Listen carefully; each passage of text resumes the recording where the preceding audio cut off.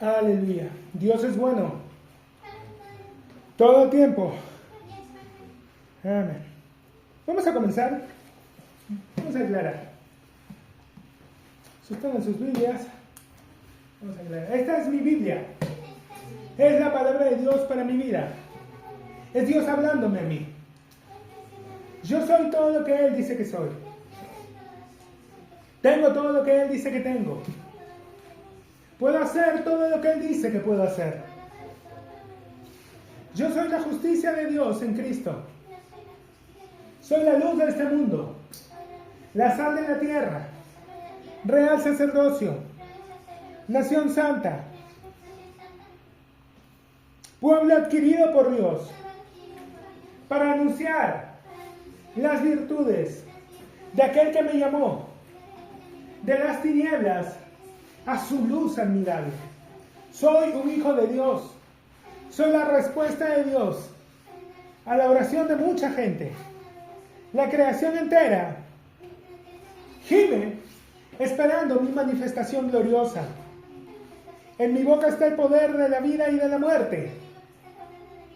Me hablaré palabras de vida y no de muerte, de riqueza y no de pobreza, de salud y no de enfermedad, porque hay milagros en mi boca. Tengo miles de ángeles a mi disposición, esperando mis órdenes para actuar. He sido sellado con el Espíritu Santo de la promesa, el que levantó de los muertos a Jesús. Mora en mí y me perfecciona cada día. Hoy voy a recibir en mi corazón la preciosa, siempre viva, fructífera y poderosa semilla de la palabra de Dios. Mi mente está alerta. Mi corazón está dispuesto. Nunca más seré el mismo. Nunca, nunca, nunca más seré el mismo. Amén. Amén. Aleluya. Amén. Vamos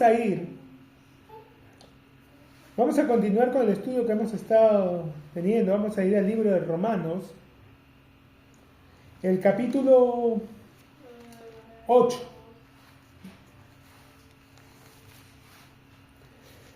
Veíamos en el capítulo 7 que Pablo expresaba toda la contradicción, el tema del pecado que mora en mí. Miserable de mí, ¿quién me librará de este cuerpo de muerte? Y que es algo con lo que los creyentes que quieren vivir para Dios, es un obstáculo con el que todo creyente se va a encontrar. Que queriendo yo hacer el bien, hallo esta ley, que el mal está en mí. O sea, todo creyente que es honesto consigo mismo se va a dar cuenta de esto. Algunos dicen, no, la vida cristiana es difícil, hermano. No es difícil, ¿sabes? Es imposible. No es difícil, es imposible. Por eso va a decir Pablo en otra parte, y ya no vivo yo, mas vive Cristo en mí, y lo que ahora vivo en la carne, lo vivo en la fe del Hijo de Dios. ¿Por qué? Porque Él no podía hacerlo. Él tenía muchas cosas de que jactarse, gloriarse en la carne, pero llegó el momento en que se dio cuenta que todas esas cosas eran estiércol. Usó otra palabra. En la traducción nuestra dice basura. Casidoro de Reina y Cipriano de Valera eran personas bastante modosas, ¿no? Y cuidaron mucho. La traducción que tenemos es muy buena, es una excelente traducción, es maravillosa.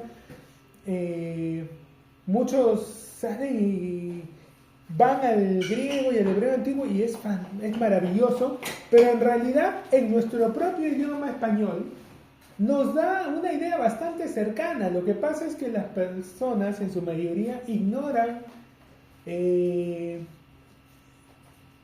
significado de algunas palabras del mismo español, no es ni siquiera que el griego o el hebreo. Va a sonar feo, pero en muchos casos también hay una comprensión lectora pobrísima. Pero, si uno es honesto, uno se da cuenta de eso. Realmente, no se puede. Algunos hasta el día de hoy, tercos, intentan acercarse a Dios por medio de sus méritos a través de la ley, como si la palabra no fuera bastante contundente en decirte que eso no funciona. Pero bueno. ¿Por qué? Porque la mayoría de personas tienen, no, yo no, ya tú no, unicornio, no, que vuela con alas de arcoíris, ya tú no. Pero el resto de la humanidad, durante más de 6.000 años de historia de la humanidad, sí ha tenido ese tipo de problemas.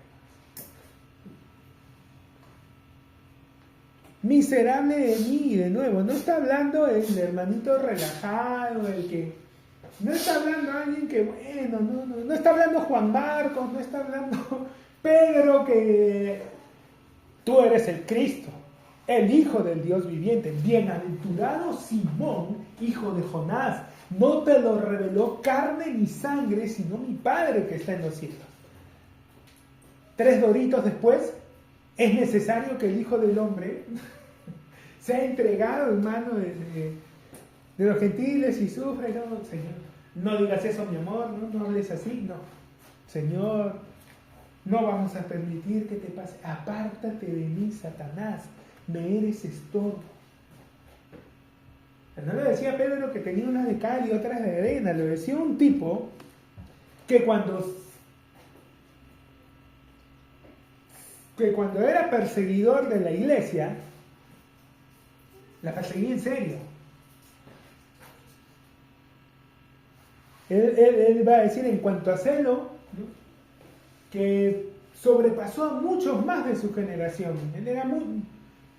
Él iba detrás de ellos.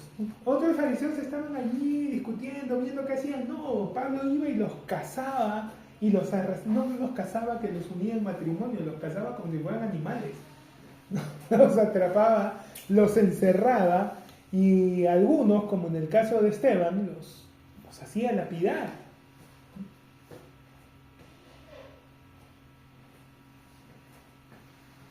Un hombre extremista, un hombre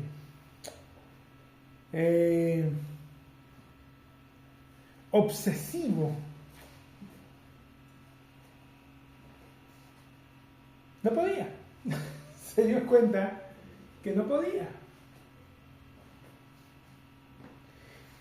Y sí, como alguien que tiende a obsesionarse, confirmo, es complicado, es imposible si lo hacemos nosotros. Pero si Dios lo hace a través de nosotros, o sea, lo que es imposible para el hombre es posible para Dios. Ahora pues, ninguna condenación hay para los que están en Cristo Jesús. Muchas personas leen esto y asumen de inmediato que es una condición. Los que no andan conforme a la carne, sino conforme al Espíritu. No es una condición. Está explicándote a qué se refiere cuando dice los que están en Cristo Jesús. No es que está poniendo una condición. Para estar en Cristo Jesús tienes que andar conforme a la carne y no conforme al Espíritu. No.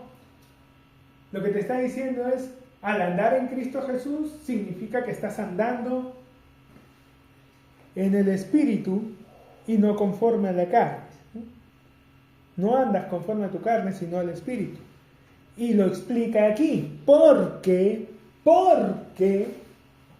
cuando lees un por qué, tienes que ir a lo anterior, porque es un conector, pero que involucra lo anterior. La ley del Espíritu de vida en Cristo Jesús me ha librado de la ley del pecado y de la muerte. ¿Cómo te mueves en esa ley del Espíritu de vida? en Cristo Jesús. Ninguna condenación hay para los que están en Cristo Jesús. Entonces, mientras estás en Cristo Jesús, mientras estás andando en el Espíritu, la ley del Espíritu de vida te libera de la ley del pecado y de la muerte.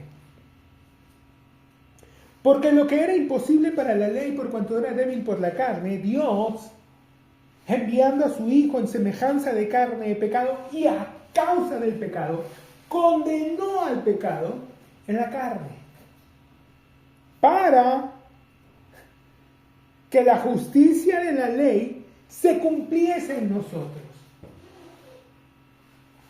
¿Qué significa eso? ¿Cómo que se cumpliese en nosotros, hermano? ¿Qué entiendes? ¿Qué entiendes cuando lees eso? Para que la justicia de la ley se cumpliese en nosotros. O sea, no sé, que cumplimos la ley, exacto. Pero yo no he hecho nada, exacto. Es que de eso exactamente se trata. Al que no conoció pecado, por nosotros lo hizo pecado. Jesús fue hecho pecado por experimentar el pecado, por conocer el pecado, por pecar. No. Él no pecó. Y sin embargo fue hecho pecado, ¿cierto? Bueno, de igual forma, aunque tú no hayas hecho nada justo, aunque no hayas cumplido la ley,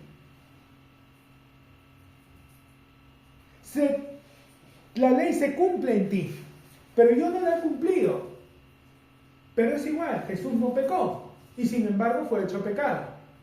Tú no has cumplido la ley y sin embargo eres hecho justo. No hay injusticia en ello. ¿Te das cuenta? Es un equilibrio perfecto. Él no pecó, fue hecho pecado. Tú no has cumplido la ley, eres hecho justo. Pero él sí cumplió la ley, él debería ser hecho justo. Pero él tomó tu lugar. Hubo un intercambio. Y el intercambio es completo. Él cumplió la ley, fue hecho pecado. Tú quebrantaste la ley, eres hecho justo.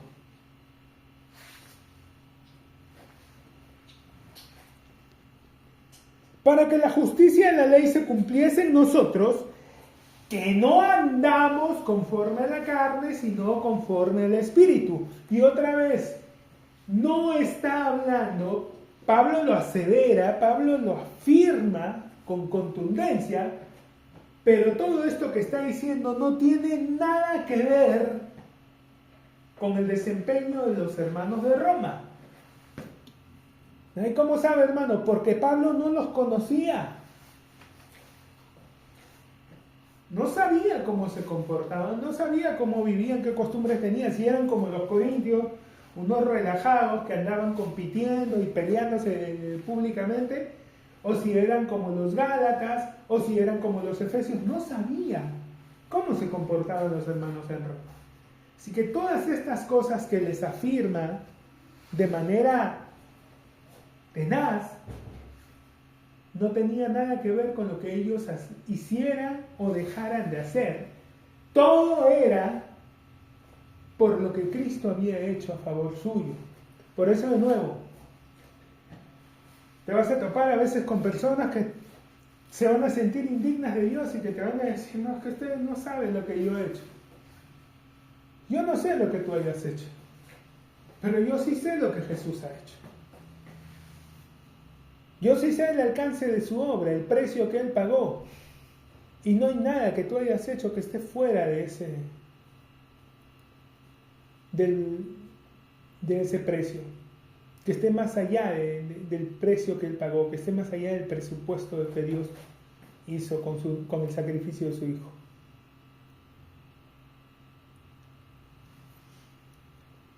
Para que la justicia de la ley se cumpliese en nosotros, que no andamos conforme a la carne, sino conforme al Espíritu. Pero, Pablo, ¿cómo estás tú seguro de que esta gente anda conforme al Espíritu y no conforme a la carne? Tal vez ellos no son gente que ore continuamente, tal vez no son gente que esté en ayuno, en vigilia, como algunos piensan que eso es ser espiritual. Tal vez ellos no son gente que se vista solamente con poliéster y y rayón, como en ciertas iglesias, tal vez son gente pecaminosa que osa usar jean y algodón. ¿Cómo sabes que son gente que anda en el espíritu? Porque los que son de la carne piensan en las cosas de la carne, pero los que son del espíritu, en las cosas del espíritu. ¿Dónde está tu enfoque? ¿En ti? ¿En usar la escritura como si fuera una terapia de modificación de la conducta? ¿En tratar de corregirte a ti mismo? ¿En tratar de vestirte de seda? Ya sabes el refrán, ¿no? Aunque la mona se viste de seda, mona se queda. O sea, puedes maquillar tu carne, la puedes vestir, disfrazar, pero no la vas a cambiar. La carne no se vuelve cristiana. Si vas a Gálatas, se manifiestas son las obras de la carne que son, y empieza a enumerarte una serie de pecados. Pero es que se está hablando del mundano. No, la carne, está mencionando la carne. Tu carne no es muy diferente. No difiere mucho a la carne de una persona que está en prisión. No, hermano, usted se está equivocando, usted está hablando mal, ¿cómo va a decir esas cosas? Es lo que Jesús dijo. Es en el corazón del hombre donde se originan los homicidios, crímenes. Claro, pero ese es un hombre que no conoce a Dios. Pero el pecado, como nos está diciendo aquí, fue condenado en la carne. Ya no va a afectar tu espíritu, pero está activo en tu carne. Y si tú te empiezas a mover en tu carne, va a soltar a la bestia.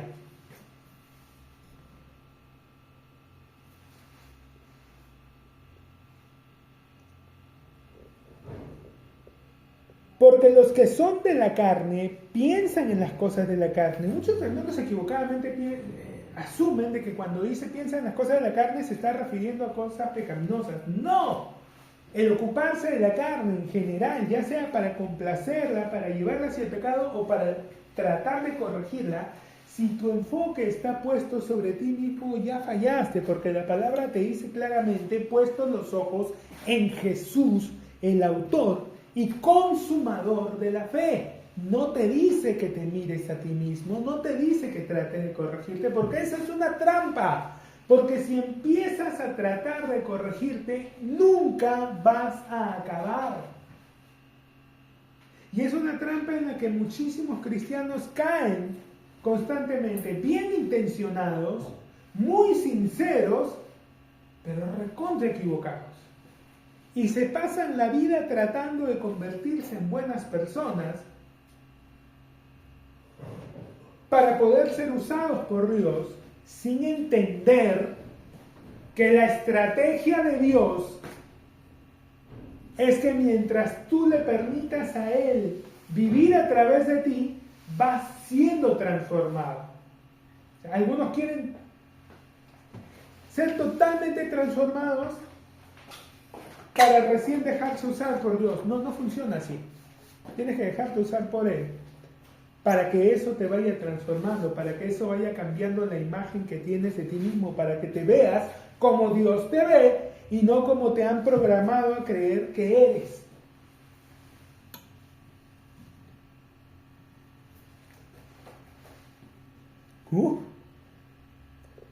El ocuparse de la carne es muerte, pero el ocuparse del espíritu es vida y paz.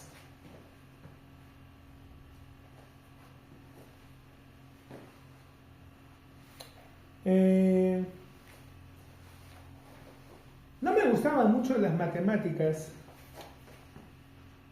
pero era muy bueno en ellas. No decía aparte. porque justamente como no me gustaba, prestaba atención hasta que daban la fórmula, ¿no? Te empezaban a explicar, ya esto es tal cosa, tal, se trata así, y finalmente toda la teoría se reducía en una fórmula. En la hoja final, me anotaba la fórmula y tenía mi tablita, me acuerdo. Hasta hace poco la tenía llena ahí de fórmulas de cómo obtener seno, coseno, tangente, cotangente, y todas esas cosas. Todas las fórmulas las tenía ahí.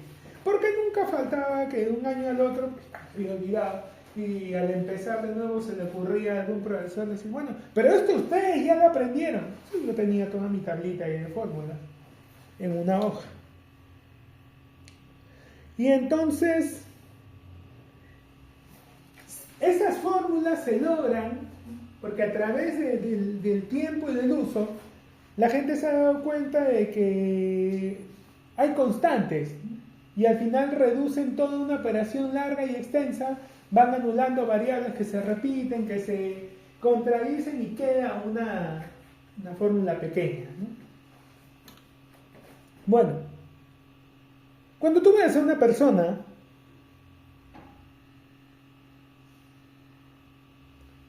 que no está viviendo, que está sobreviviendo, que está subsistiendo, y tristemente hay muchos hijos de Dios en ese estado, cuando veas a una persona así, estás viendo a una persona que se está ocupando de su carne, ocupada en su carne, no está ocupada de su espíritu. ¿Cómo te ocupas del espíritu? Tienes a Marta y a María.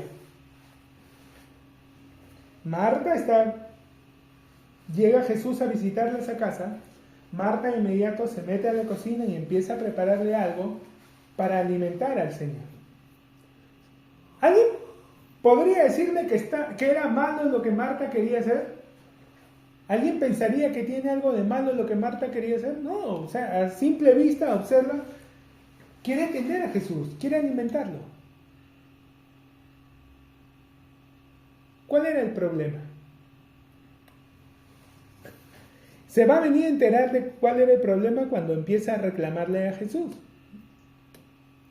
María llega a Jesús, viene, se pone delante de él, postra y lo está escuchando. Y llega un momento en el que Marta se indigna, ¿no? ¿No tienes cuidado de mí? Es mi hermana que no me ayuda. Y Jesús la corrige.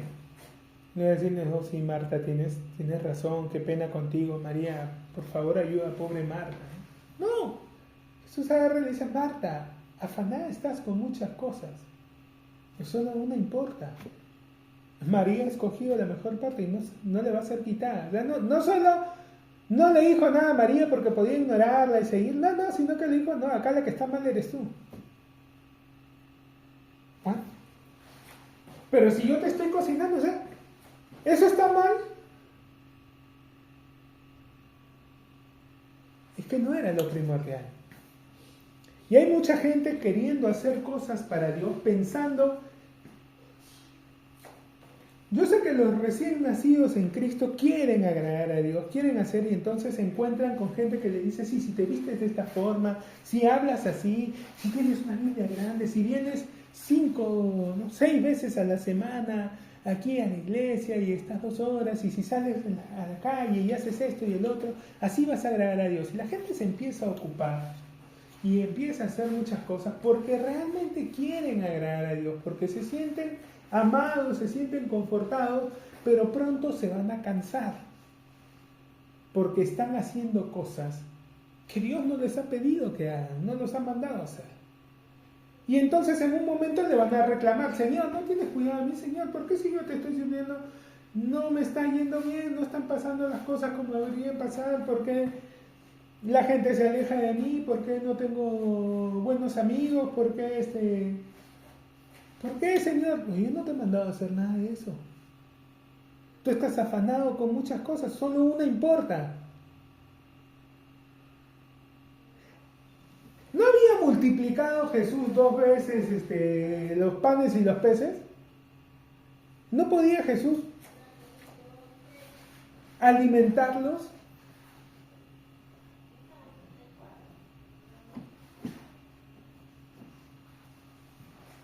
¿Por qué estaba tan afanada Marta con alimentarlo a él?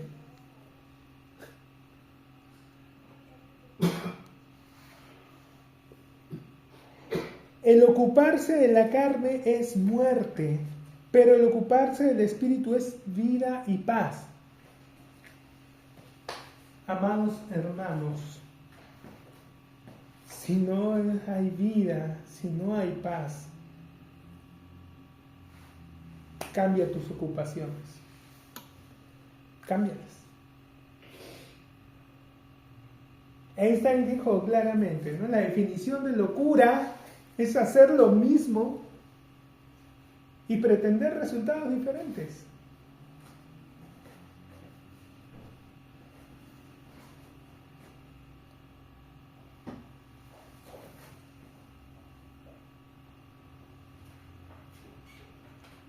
Si has visto una película, ¿crees que por volver a verla el final va a cambiar? Así la veas 50 veces va a ser el mismo final.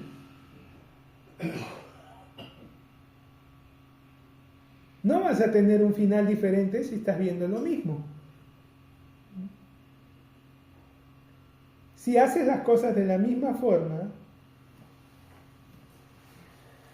Pero hermano, y esto de la paciencia y la constancia, en Dios, hermano, en Dios. No que te pongas terco en lo que a ti se te ocurrió hacer. Es que el Señor está probando mi paciencia, así como probó a Abraham, hermano, 25 años probó el Señor a Abraham. Sí, me fastidia cuando la gente dibuja una imagen de un Dios sádico, un Dios que le gusta así hacer sufrir a la gente, ¿no? Él probó a Job. Porque Job era una víctima inocente. Mira, es que hay dos alternativas, hermano. Date cuenta del razonamiento. Hay una parte de la escritura donde dice que nada ocurre sin causa. ¿Cómo es? Así como se me ha ido. Pero bueno, donde dice que la maldición no viene sin pecado. Lo que le pasó a Job fue terrible. Si alguien piensa que no hubo pecado detrás, o sea, si no hubo pecado detrás, entonces Job no era responsable, entonces el responsable era Dios. Ahora, si tú quieres creer en un Dios que de la nada, es que él estaba probando su fe, en serio, matar a sus hijos, enfermarlo, hacer que le salga una llaga y que pierda todas sus posesiones, es el Señor que está probando. Oye, si ese es tu Dios, con razón la gente no quiere acercarse a Él. Gracias a Dios que he tenido buenos maestros, buenos pastores que pronto me enseñaron de un Dios de amor, de un Dios bueno, misericordioso, y no el desgraciado ese que andan vendiendo varios pseudo creyentes. Porque ¿en qué creen? No sé, o sea, que creen, sí, seguro, pero no en el Dios y Padre nuestro Señor Jesucristo. Están creyendo, se han dibujado una cosa horrible ahí.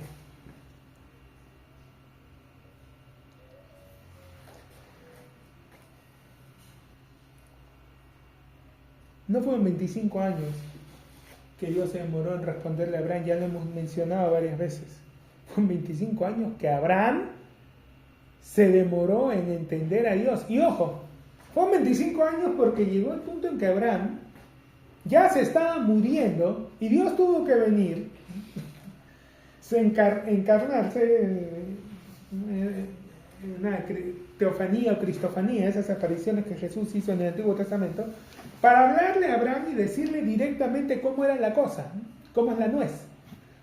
porque Abraham ya pensaba que ya había recibido y Dios tuvo que venir a decirle, hey, por si acaso, esto no es lo que yo te iba a dar. Lo que yo tenía determinado en mi corazón darte, sí era un hijo, pero no con la criada, era un hijo con la mujer que amas, con Sara. Y de aquí al tiempo de la vida vendré y Sara te habrá dado a luz un hijo. Y Abraham lo bueno que tenía es que si bien podía equivocarse y meter la pata y hacer un montón de cosas, le creía a Dios. Y cada vez que Dios le hablaba, así lo que le estuviese hablando pareciera imposible, Abraham lo tomaba y lo creía. Al punto que esa palabra lo transformaba. Porque esa palabra lo convirtió, lo rejuveneció. De lo que estaba su cuerpo ya como muerto, nos dice en el libro de Hebreos,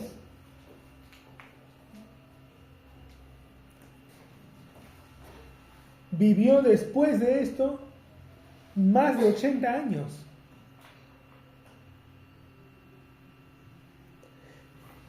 Las águilas, hay estudios respecto a esto, hay videos, búsquenlo, la verdad que es...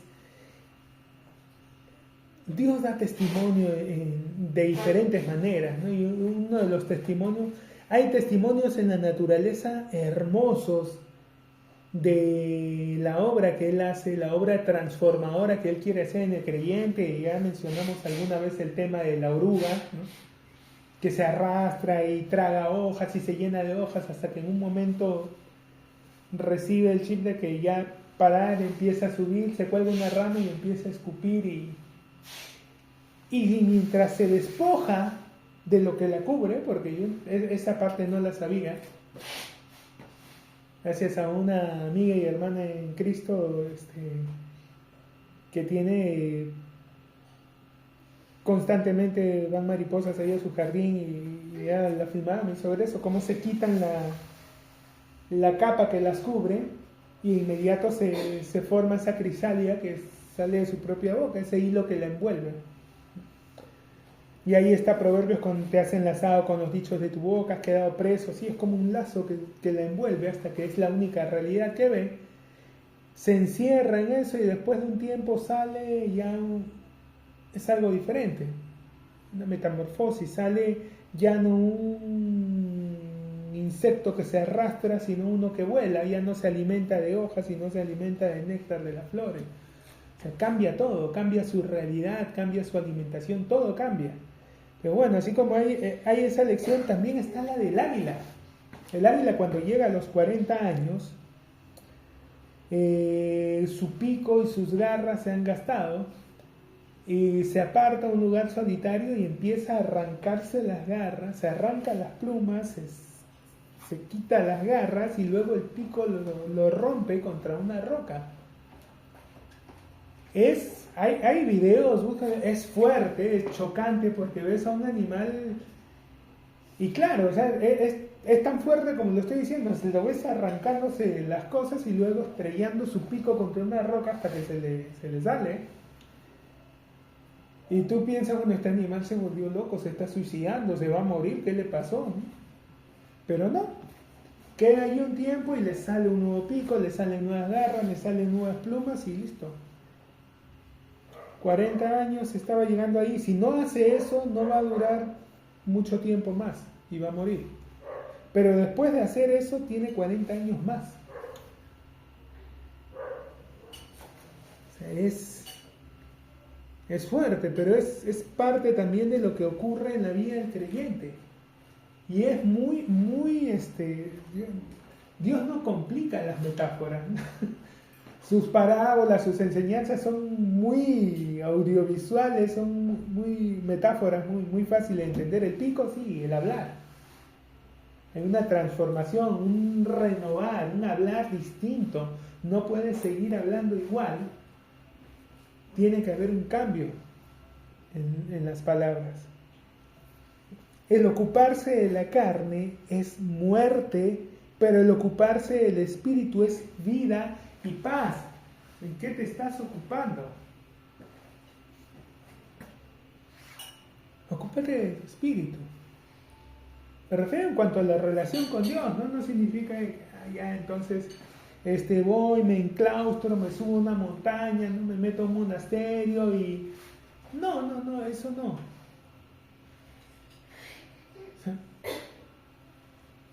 Juan el Bautista se apartó, se fue al desierto, se alimentaba de langostas y miel. Pero Jesús, él mismo lo dijo, no vino Juan el Bautista que no comía ni bebía y decían, demonios tiene, ¿no?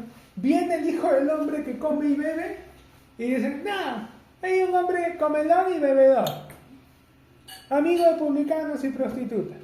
O sea, nada les gustaba. Pero lo que él estaba haciendo era lo correcto, pero la sabiduría será justificada por los hijos.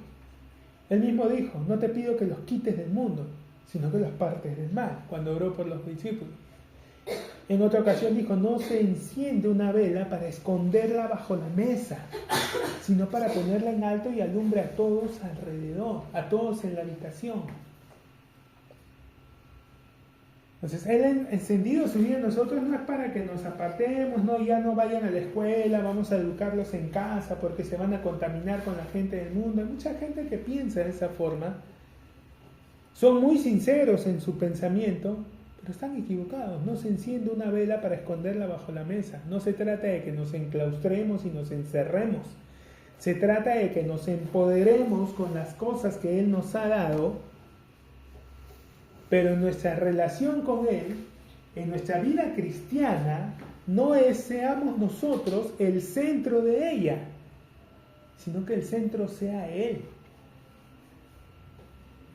El ocuparse de la carne, o sea, el ocuparse de ti mismo, que tú seas el centro. Y si estás yendo a una iglesia donde todo lo que te enseñan, donde te dicen es cosas que tú tienes que hacer, corre. Sal y corre. Ve a una iglesia donde el enfoque, donde el centro sea lo que Él ha hecho por ti y no lo que tú tienes que hacer.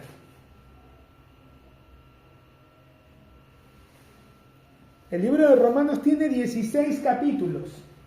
Recién a partir del capítulo 12 empieza a hablarle a los creyentes qué es lo que tienen que hacer. Pero los primeros 11 capítulos se dedica a hablar de qué es lo que Él ha hecho, de cuál es nuestra posición, cómo estamos nosotros, cómo la ley no es suficiente, cómo la obra que Él hizo fue perfecta, fue completa. Recién a partir del capítulo 12, después que tienes bien claro dónde estás parado ahora, delante de Él, cuál es tu posición, cuál es tu realidad, recién te empiezan a decir qué es lo que tienes que hacer.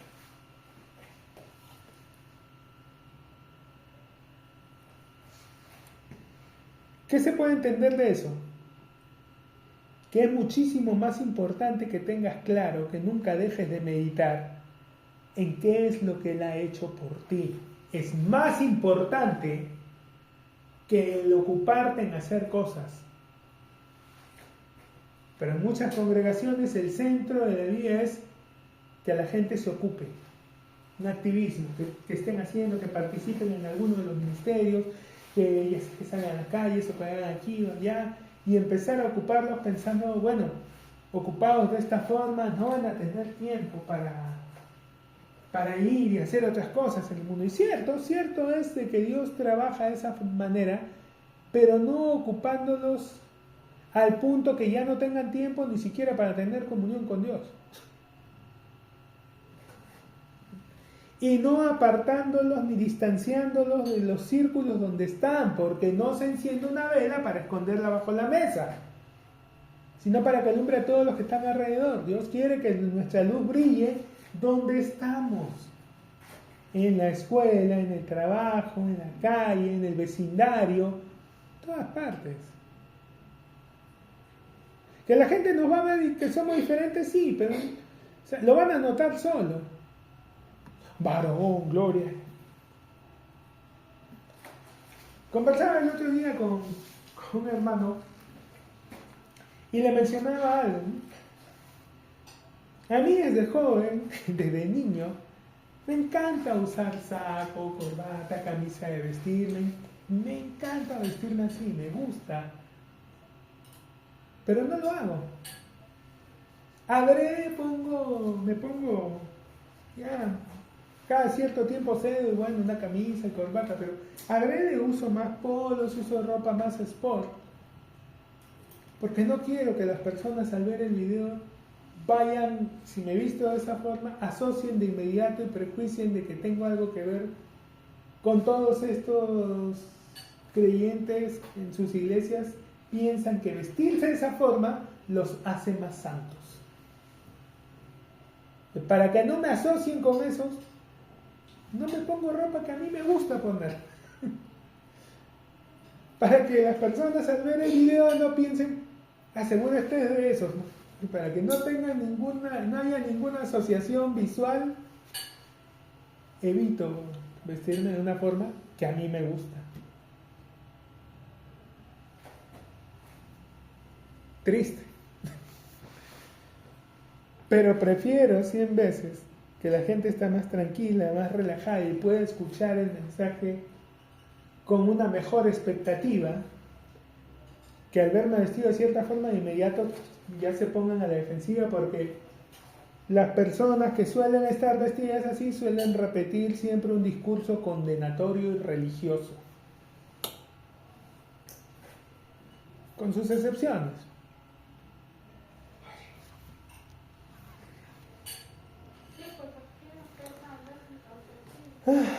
Vamos. Porque el ocuparse de la carne es muerte, pero el ocuparse del espíritu es vida y paz. Entonces fácil, 1 más 1 es 2. Ves a una persona constantemente preocupada, cargada, afligida, no estás viendo a una persona, no estás viendo a un justo, no estás viendo a un creyente. Me acuerdo que estábamos jóvenes y nos invitaron al cumpleaños de una líder en una iglesia muy grande acá en Lima.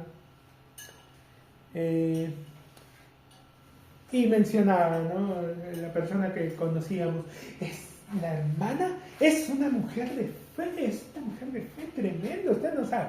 Bueno, la mujer de fe nos contó de un detalle y se puso a llorar. Dije, Dios, no, si así están los de fe, no quiero saber cómo estarán los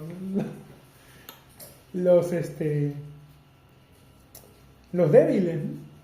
Si los fuertes, los maduros a una universidad se ponen a llorar, no quiero imaginarme cómo estarán los débiles. No hay imposible para Dios. No hay imposible. No, hermanos, que usted no sabe. No, hermanos, que usted no sabe. Es que yo sé. Sé que nuestra parte es fácil. Que no vamos a poder decirle, Señor, no pude. ¿No puedes ponerle la mano a alguien? ¿No puedes abrir tu boca y decirse sano en el nombre de Jesús? O sea, ¿es tan complicado? Jesús lo dijo claramente, ¿no? Tus pecados te son perdonados. ¿Qué es más fácil decir? O sea, ¿de verdad es tan complicado? Si solo tienes que abrir la boca y hablar, es lo único que te está diciendo que hagas. La abres muchísimas veces en el día para decir un montón de sandeces. ¿Te cuesta tanto abrirla para decir algo tan sencillo como en el nombre de Jesús, sé sano? En el nombre de Jesús, sé sano. 7 palabras. ¿Es tan complicado? ¿Te va a gastar litros de saliva decir esas 7 palabras? ¿Y mover tu mano y ponerla sobre la persona? Porque es lo que Dios te dice a ti que hagas, ¿eh? Hay que tú te quieras hacer el mundo tratando de entender, pero ¿qué va a pasar con la persona? ¿Qué ti? ¿Qué te importa? No es tu parte es simple. No podemos poner excusas, no nos cuesta nada. ¿Estás débil? Fuerte soy. ¿Es tan complicado? ¿Es tan difícil? Solo tienes que abrir la boca y hablar. Y lanzar las palabras.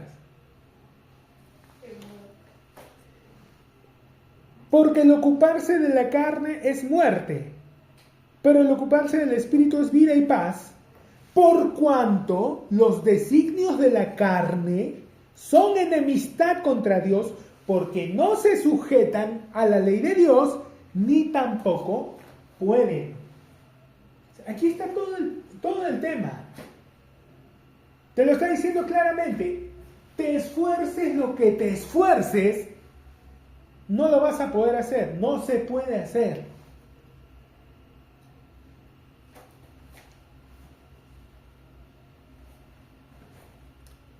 Recuerdo que cuando estaba niño, me acuerdo mucho de la hermana mayor de mi mamá, tía Zoila, que íbamos a visitarla y a veces estábamos en una plaza y habían palomas. Y yo como niño quería agarrar a las palomas.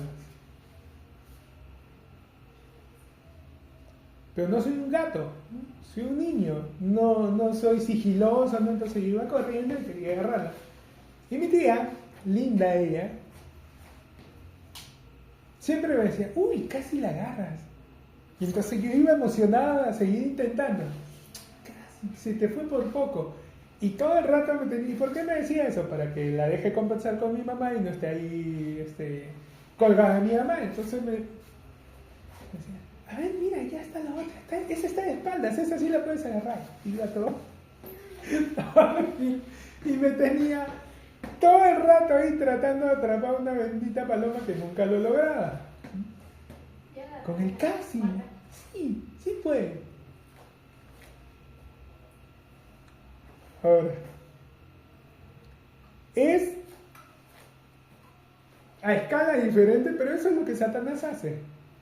Ha convencido a un montón de creyentes de que sí, están a punto de volverse buenas personas. No se puede. No se puede. Despierta, no eres un niño de 3, 4 años tratando de atrapar una paloma y eres un manganzón de 15 a 20 que tiene que darse cuenta, no puedo atraparla. Este animal, a la primera que se acerque, levanta sus alas y se va. O sea, así con mis manos, a mano limpia, no puedo atraparla. De repente traigo una red de otra forma, pero así no voy a poder hacerlo. Por mí mismo no puedo. Porque el ocuparse de la carne es muerte, pero el ocuparse del espíritu es vida y paz, por cuanto los designios de la carne son enemistad contra Dios. Entonces, tú estás queriendo hacer algo bueno, pero estás haciendo algo malo. Tú quieres ser una buena persona y ves a un hombre que está sacando, queriendo abrir un carro. No, pobre señor, ¿qué pasó? Oh, es que se me atoró la llave. No se preocupe, yo le ayudo a abrir. Y lo que estás haciendo es ayudar a un ladrón a robar un auto. Gracias, joven, qué bueno es usted. Sí. Los designios de la carne son enemistad contra Dios. Entonces, si tu intención sea buena, cualquier acción va a ser mala.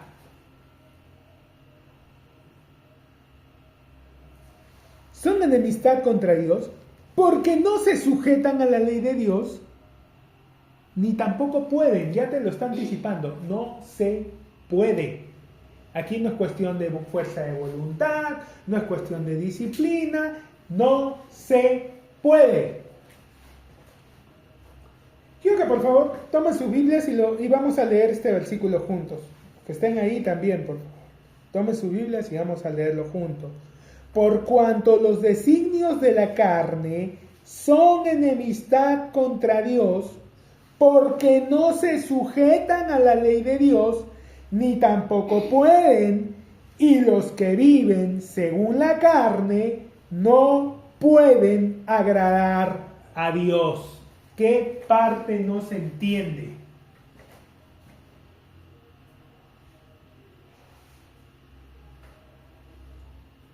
Claro, vivir en la carne, vivir en pecado, no. Vivir teniendo a tu carne como el centro. No solo en pecado. Obviamente, en pecado es fácil darse cuenta. Pero del otro modo, la otra cara de la moneda, poner a tu carne al centro para tratar de corregirla, también está mal. Esa es la parte que no entienden. Por eso hay mucha gente tratando de decirle a otros cómo deben hablar, cómo deben vestirse, cuántas veces... No. Los designios de la carne son enemistad contra Dios, no se sujetan a la ley de Dios ni pueden, y los que viven según la carne no pueden agradar a Dios. ¿Qué significa que no pueden agradar a Dios? Sin fe es imposible agradar a Dios. Es lo mismo, ¿no? Si A más B es igual a C y B más E es igual a C, A más B es igual a D más E. ¿No es cierto? ¿Por qué? Porque te da el mismo resultado. Te da el mismo resultado, entonces van a ser iguales. Puedes reemplazarlo. ¿Qué pasa si te empiezas a ocupar de tu carne? No vas a creer. No crees. ¿Por qué no recibo de Dios? Porque no crees. ¿Por qué a estos hermanos sí les pasan cosas buenas y a mí no? Si yo me estoy esforzando y estoy haciendo bien. Porque no crees.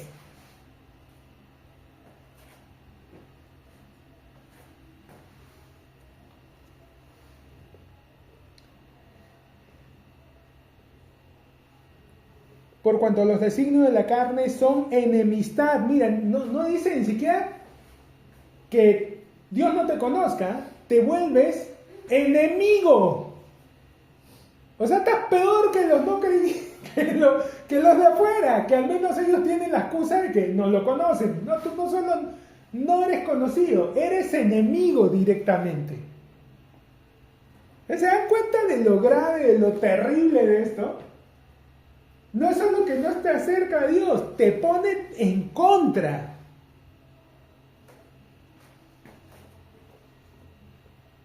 El ocuparse de los designios de la carne son enemistad contra Dios porque no se sujetan a la ley de Dios, ni tampoco pueden, y los que viven según la carne no pueden agradar a Dios. Mas vosotros, gente a la que nunca he visto, y no sé cómo se comportan, mas vosotros no vivís según la carne, sino según el Espíritu. Pero, Pablo, ¿cómo puedes estar seguro de que los romanos, los creyentes en Roma, viven según el Espíritu? Vosotros no vivís según la carne, sino según el Espíritu, si es que el Espíritu de Dios mora en vosotros. ¿Cómo logras que el Espíritu de Dios more en ti? ¿Cómo lo ganas? ¿Cómo lo obtienes? ¿Cuándo ocurre? ¿Qué tienes que hacer para que el Espíritu Santo viva en ti? ¿Alguien sabe? ¿Qué tienes que hacer? ¿Cuántas veces a la semana tienes que ir a la iglesia? ¿Qué tipo de ropa te tienes que vestir? ¡Ay, de las mujeres que usan pantalón! ¡Dios mío, tiene que ser falda! Que no enseñen ni el tobillo. ¿Así será? ¿Qué es lo que tienes que hacer para que el Espíritu Santo more en ti?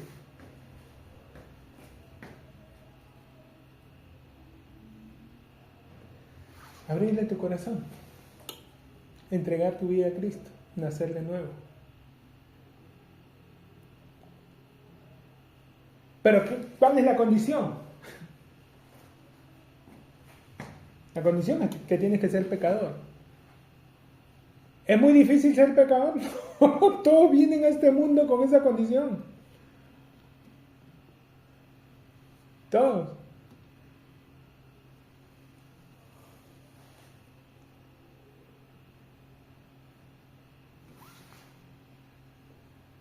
Si es que el Espíritu de Dios mora en vosotros.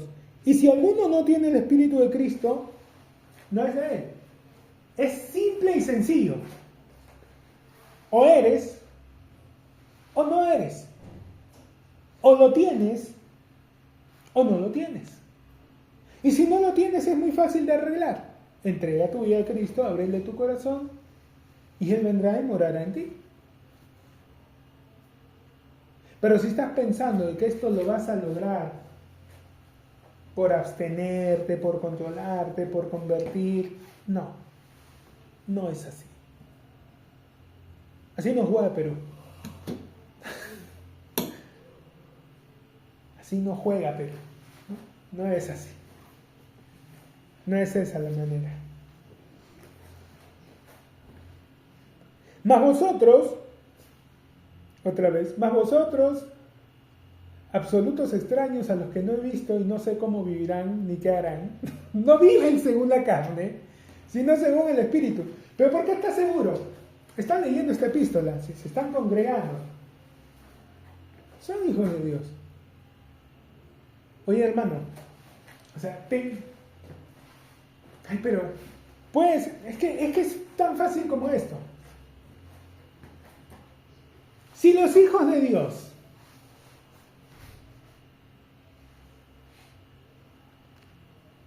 de vez en cuando leen la Escritura, si los hijos de Dios de vez en cuando se congregan,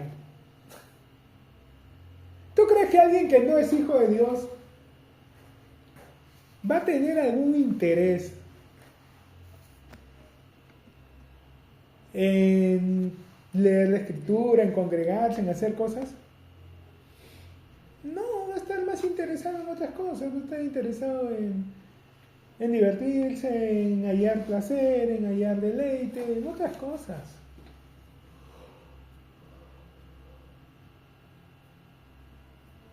Pablo está... El gran error que se comete muchas veces en la iglesia es que las personas predican, hablan y dicen cosas pensando que si dicen la palabra tal como está, no, es que hermano, tú no puedes decir eso, ¿no? Porque si tú dices eso, la gente va a pensar que puede ir y pecar y hacer las cosas, que es una licencia para pecar. La gente peca sin licencia. Es que la palabra es tal cual para que el creyente sea bendecido, sea edificado. Pero el problema es que la cambiamos, la transformamos, la tratamos de acomodar, no para los creyentes, sino para pecadores. Y obviamente, esto no está dirigido a pecadores, está dirigido a creyentes, a nuevas criaturas en Cristo Jesús. ¿Sabes qué? Vamos a tener cuidado con el alimento. Tenemos 5 perros y un par de pollos. Y todos comen del mismo plato. Entonces, sí, los perros les damos carne y esto, pero eso puede atorar a los pollitos. Entonces, mejor vamos a meter apio y vamos a meter micovita y esas cosas para que los pollitos no se vayan a atorar. Lo que vas a tener es a unos perros muriéndose de hambre muy poco y en una semana ya no va a haber pollos, porque se los van a tragar. Por tratar de evitar que se vayan a lastimar o desviar los que no son, terminas debilitando y no dándole el alimento correcto a los que sí son. Ese es el terrible error. Esto es para hijos de Dios, es para creyentes. El Espíritu Santo va a acomodar las cosas. Se debe decir tal como es, sin miedo, porque si se están moviendo en miedo, no se están moviendo en fe. Entonces le dicen a la gente que crea, pero ellos mismos no creen, temen. Y de nuevo, así no juega Perú. Por hoy vamos a dejarlo ahí. Continuamos la próxima semana, misma hora y mismo canal. Bendiciones.